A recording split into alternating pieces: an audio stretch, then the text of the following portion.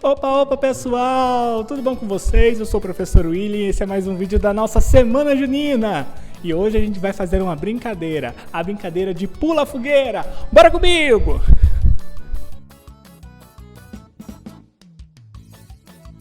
Para fazer a nossa brincadeira você vai precisar de algumas meias, um lixeiro ou algum outro recipiente, algumas coisas para fazer obstáculos e é isso.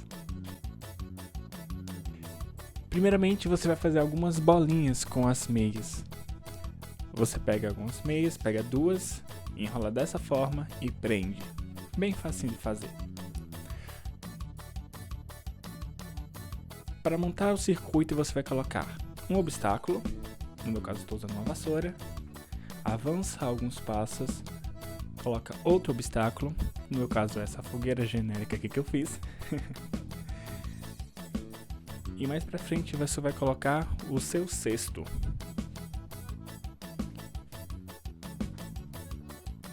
A brincadeira consiste no seguinte, você pega uma bola, você pula um obstáculo, você pula o outro obstáculo, e então você joga a bola no cesto.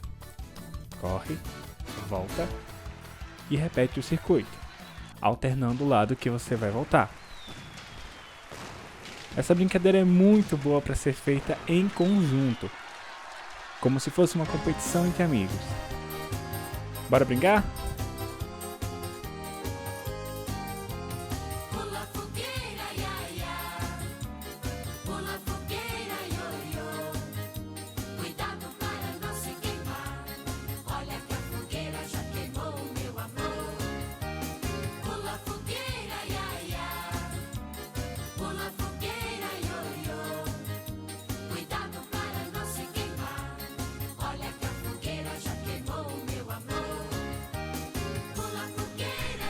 Então pessoal, esse foi mais uma das nossas atividades, mais uma aula, espero que vocês tenham gostado, façam em casa, se divirtam e pulem fogueira. Até mais pessoal!